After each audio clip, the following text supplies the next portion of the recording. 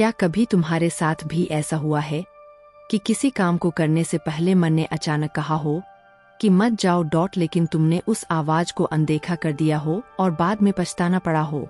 या फिर कभी मन ने कहा हो यही सही रास्ता है और वही निर्णय से तुम्हारी जिंदगी बदल गई हो? अब सवाल यह आता है कि वह आवाज कौन थी? क्या वह सच में तुम्हारी अंतरात्मा थी या सिर्फ तुम्हारा वहम? दोनों की आवाज एक जैसी होती है, लेकिन दोनों का परिणाम बिल्कुल अलग होता है। बस यही वो रहस्य है जिसे हमारे ऋषिमुनियों ने हजारों साल पहले समझ लिया था। ओम गणपते नमः भक्तजनों, हूँ डेलन और आप देख रहे हो दिव्य रहस्य। अगर ऐसा कभी भी तुम्हारे साथ होता है तो ये वीडियो तुम्हारे लिए बहुत ही महत्वपूर्ण साबित होने वाली है, इसलिए इसे पूरा जरूर देखना। यहाँ हम शास्त्रों, ज्योतिष और आध्यात्मिक रहस्यों को सरल भाषा में समझने की कोशिश करते हैं। अगर तुम भी जीवन के छिपे हुए सत्य जानना चाहते हो तो चैनल को सब्सक्राइब करना मत भूलना। अब चलो आज के रहस्य की शुरुआत करते हैं। भगवद गीता में भगवान श्री कृष्ण कहते हैं, उद्धरेदात्मनात्मानं नात्मानमवसादेत, आत्मैव ह्यात्मनो बंधुरात्मैव रिपुरात्मनः, जिसका अर्थ है कि मनुष्य स्वयं ही अपना मित्र है और स्वयं ही अपना शत्रु।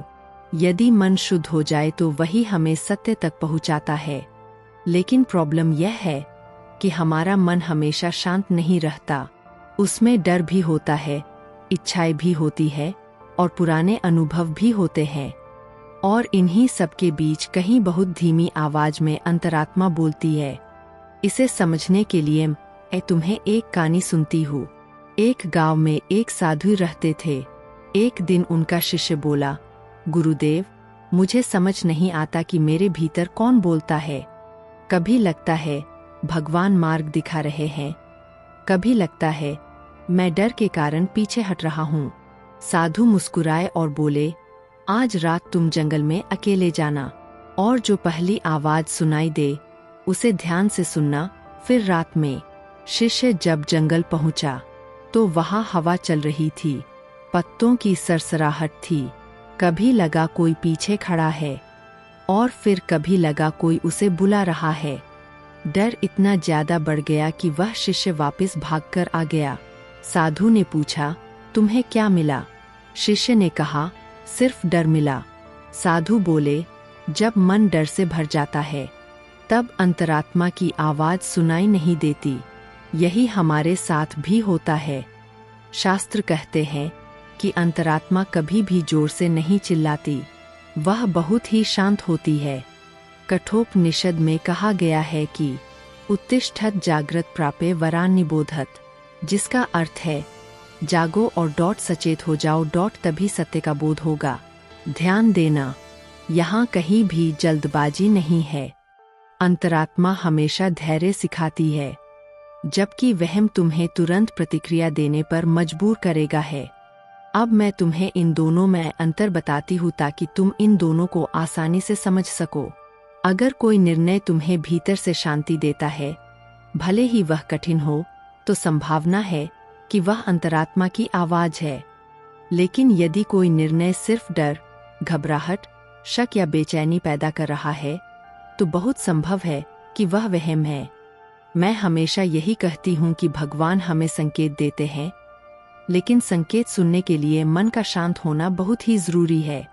अगर मन हर समय मोबाइल, तनाव, तुलना और चिंता में उलझा रहेगा तो अंतरात्मा की धीमी आवाज कैसे सुनाई देगी? बस यही कारण है कि हमारे ऋषि ध्यान, जप और मौन पर इतना जोर देते थे। भगवान से प्रार्थना करो कि हे प्रभु, हमें असत्य से सत्य की ओर, अंधकार से प्रकाश की ओर और मृत्यु से अमरत्व की ओर ले चलो। सोचो, अगर हम हर दिन सिर्फ 5 मिनट शांत बैठ जाए तो हो सकता है कि हमें अपने कई सवालों के जवाब बाहर नहीं, अपने भीतर ही मिल जाए। लेकिन यहाँ एक गलती बहुत से लोग करते हैं कि हर सपना, हर संयोग, हर विचार, हर भावना को भगवान का संकेत मान लेते हैं। और शास्त्र कभी भी ऐसा नहीं कहते। शास्त्र कहते हैं कि पहले विवेक जगाओ। भगवद गीता में भगवान श्री कृष्ण ने अर्जुन से बार बार कहा है कि निर्णय ज्ञान और विवेक से लो, केवल भावनाओं से नहीं। इसलिए अगर तुम्हें कोई आवाज किसी गलत काम की ओर ले जाए या किसी से नफरत करने को कहे या फिर किसी का बुरा करने को कहे, तो समझ जाना कि वह अंतरात्मा नहीं हो सकती। अंतरात्मा कभी भी अधर्म का मार्ग नहीं दिखाती। अब सवाल आता है कि अंतरात्मा की आवाज पहचानी कैसे जाए। तो पहला संकेत है कि वह बहुत शांत होती है। दूसरा संकेत है कि उसमें लालच नहीं होता।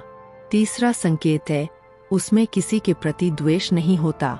और चौथा संकेत है कि वह तुम्हें सही काम करने की प्रेरणा देती है, चाहे वह कठिन ही क्यों न हो।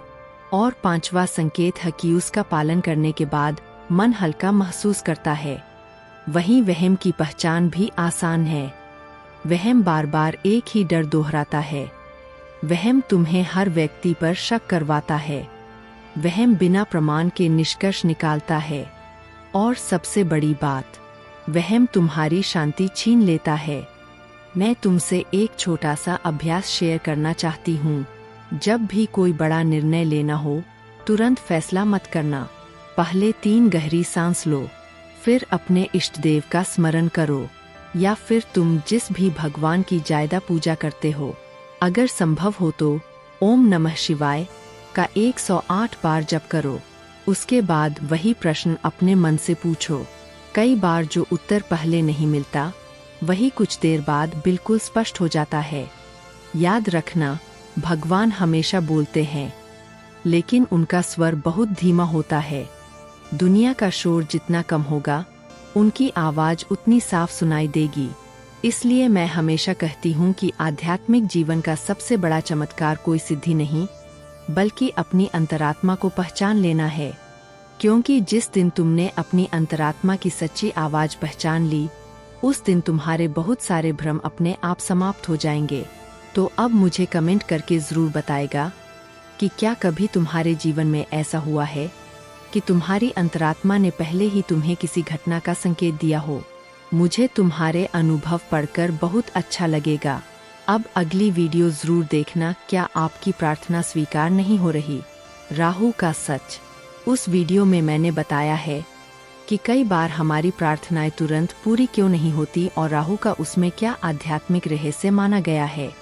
मुझे पूरा विश्वास है कि वह वीडियो भी तुम्हें एक नई दृष्टि देगा। तब तक के लिए हर हर महादेव भक्तजनों।